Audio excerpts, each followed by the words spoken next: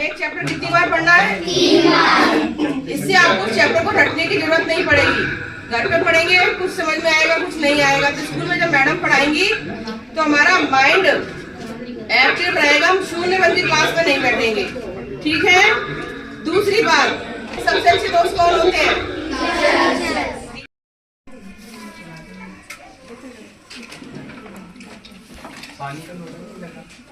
कोई बात नहीं।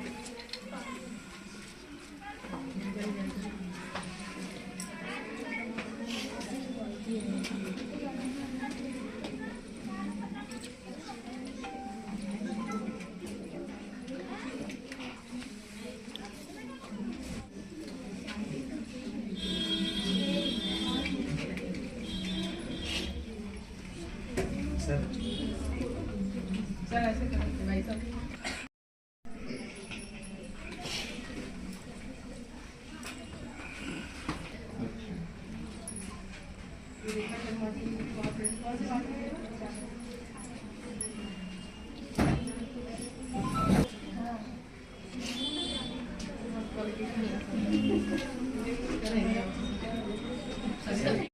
सामाजिक संस्था है, ये कोई छोटी संस्था नहीं है।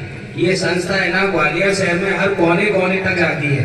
चाहे वो मुरार का बड़ा गांव हो, चाहे वो मुरार का भारदरी चौरा हो, चाहे वो सिकंदर कंपू हो, चाहे वो कंपू हो, चाहे हजीरा हो। ये संस्था है ना हर जगह फैली है और हर जगह अपना कार्यक्रम करती है और ये बेटी के लिए बहुत आगे आती है।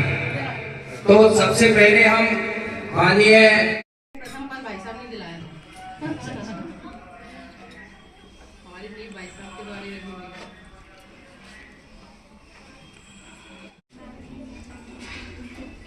आपको बताना है, मुझे बिल्कुल संकोच नहीं है कि आज जो वंदना सांस्कृतिक प्रकोष्ठ की जिला समूह का भाई साहब के ही द्वारा हमने बनाया गया था। एक बार जोरदार तालियां भाई साहब को।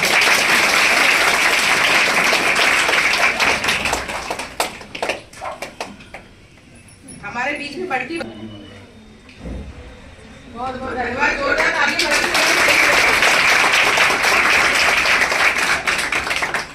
अब बंटी जी का स्वागत हो रहा है, एक बार जोरदार तालियां।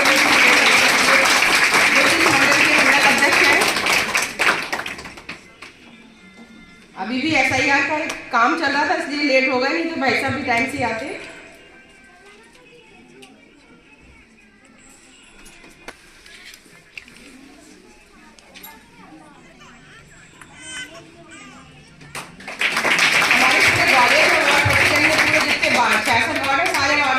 ऐसे ही 39 वार्ड की हमारी रेखा शर्मा जी हैं और अर्चना जी जो आपकी मैडम है वो भी हमारे वार्ड की प्रेसिडेंट है। एक बार दोनों के जोरदार तालियां।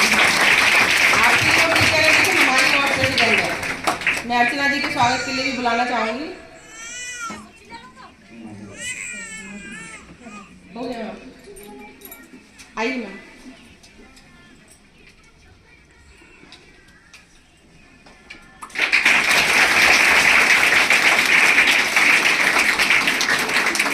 प्राचार्य जी जो विद्यालय को देखते हैं, देख रेख करते हैं, सर का नाम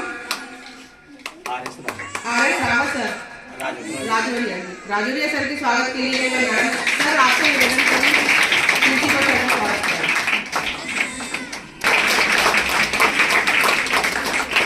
सर आपका नाम नहीं लिखा है। शर्मा सर। अच्छा सर, मैं शर्मा सर से निवेदन करूंगी कि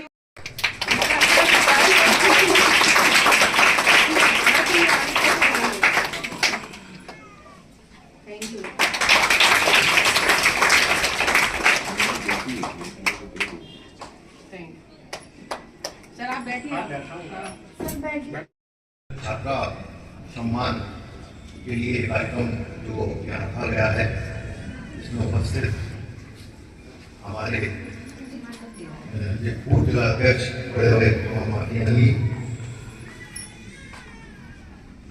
अली भाभी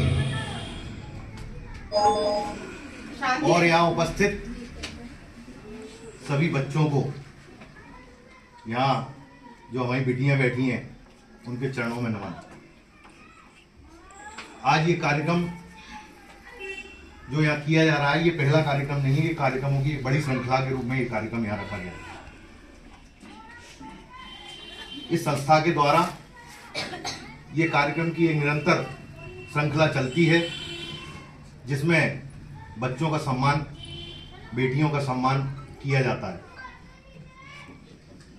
ये सम्मान केवल सम्मान ही नहीं है, अपितु आपको जीवन में और तरक्की करने के लिए प्रेरित करने वाली एक व्यवस्था है। यहाँ से आज जो इस संस्था के द्वारा आप लोगों का सम्मान होगा, आप लोगों को, कई लोगों को मेडल मिलेंगे, प्रमाण पत्र मिलेंगे, इससे आप लोगों को और सीखना है और आगे बढ़ना है। ये आगे बढ़ने की जीवन के लिए एक प्रेरणा है। कार्यक्रम तो होते हैं, कई कार्यक्रम चलते हैं, लेकिन यहाँ से बहुत कुछ सीख के जाना है। सम्मान जब हम मेहनत करते हैं उसका परिणाम होता है। जो आपको सम्मान दिया जाता है वो जो आप लोग मेहनत करती है ना बच्चे, बेटा, उसका परिणाम होता है। और जब ये परिणाम ये मेडल के रूप में, प्रमाण पत्र के रूप में जब आप अपने घर लेके जाते हो, तो उसका जो असली गौरवान्वित जो करते हैं ना, आपके माँ बाप करते हैं। मेरी भी 2 बिटियां हैं, तो जब वो स्कूल से उनको कोई शील्ड मिलती है, प्रमाण पत्र मिलता है, तो मुझे बड़ा गौरव महसूस होता है कि मेरे बच्चे कुछ अच्छा करते हैं। तो आपको यही प्रेरणा लेके यहाँ से जाना है, और जिन लोगों का मिलेगा, जो कुछ रह भी जाएंगे, तो उनको देख के सीखना है कि आगे हमको भी उतनी मेहनत करना है कि कल ये मेडल और ये सम्मान, ये प्रमाण पत्र हमको भी मिले। ऐसा सीख के यहाँ से जाओगे सब लोग? ठीक है, क्योंकि जब आप यहाँ से जाओगे तो आपके जो पापा मम्मी होंगे ना घर में, उनको बहुत अच्छा लगेगा। ठीक है, इन्हीं शब्दों के साथ मैं अपनी वाणी को विराम देता हूँ। भारत माता की वंदे वंदे। आज बेटियां तो पंच संस्था आएंगे, उत्कृष्ट छात्र सम्मान में बेटी बघेली इस कारण की आजीवा सम्मानीय मुन्ना हिंदी रंगोली साहब, भूपेंद्र साहब, रचना जी, रेखा जी, यहाँ उपस्थित सभी शिक्षक बचपन सबको प्रणाम करता हूँ। जैसा बंटी जी आपको बता रहे थे कि ये जो सम्मान मिलता है ना, ये हमारे मेहनत का परिणाम होता है। वास्तविक बात सही है। तो जिन लोगों को सम्मान नहीं मिलता है उनको ईर्ष्या नहीं रखना चाहिए। ये सोचना चाहिए कि इसने ऐसा कौन सा विशेष काम किया जो उसको सम्मान मिला, मैंने ऐसा कौन सा काम छोड़ दिया जो मुझे करना था। क्योंकि ईर्ष्या से कुछ नहीं मिलेगा सीख से। हम सीखेंगे तो वो कुछ प्राप्त होगा, है ना। अभी जो आपको वंदना जी बता रही थी कि आप मोबाइल पर एक टाइम फिक्स करना है, क्योंकि कई जानकारी आपको मोबाइल से भी मिलती है, हमें उसको देना है, लेकिन बहुत ज़्यादा गेम नहीं खेलना है। जब माता पिता कहें कि पढ़ना है तो पढ़ना है, लेकिन माता पिता और गुरु ये हमारे सबसे बड़े मार्गदर्शक होते हैं। क्योंकि इनके मन में ये रहता है कि गुरु के मन में रहता है मेरे छात्र आगे बढ़े, माता पिता का मन रहता है कि मेरा बच्चा आगे बढ़े। तो इससे अच्छे मार्ग आपको मिलेंगे नहीं। वो जो भी कहें, आपका गुरु कहे, शिक्षिका कहे, आपकी टीचर कहे, मम्मी है, पापा कहे, उसका अक्षरशः पालन करना है। ठीक है ना, सब लोग हाथ भाव पालन करोगे, अपने लिए आगे हो जाओ। कोशिश ये करो कि आप ग्राइंड होकर की मत कीजिए, आप मैदान में जाइए। पहले हम देखते थे, हम दिन भर घूमते थे, हमारे मम्मी पापा इसलिए वाई लगाते थे, दिन भर घूम रहे हैं। और पेरेंट्स यहाँ परेशान है कि बच्चे घर से निकल नहीं रहे, मामला उल्टा हो गया। तो आप जब तक ग्राउंड में अच्छे खेलेंगे तो आपका शरीर भी स्वस्थ नहीं रहेगा। चाहे बैडमिंटन खेलिए, चाहे टीटी खेलिए। हमारे बारे की 2 बच्चियां क्रिकेट की नेशनल टीम में आ रही हैं, देखिए इतना बड़ा उन्होंने तरक्की की है। वैष्णव शर्मा, ऋषा शर्मा दोनों ने इतना नाम किया है, अपने मदर फादर का भी खुद का। तो जब तक मैदान नहीं जाएंगे, खेलेंगे, समय में पढ़ेंगे नहीं, तो हमारा जीवन अस्त व्यस्त रहेगा।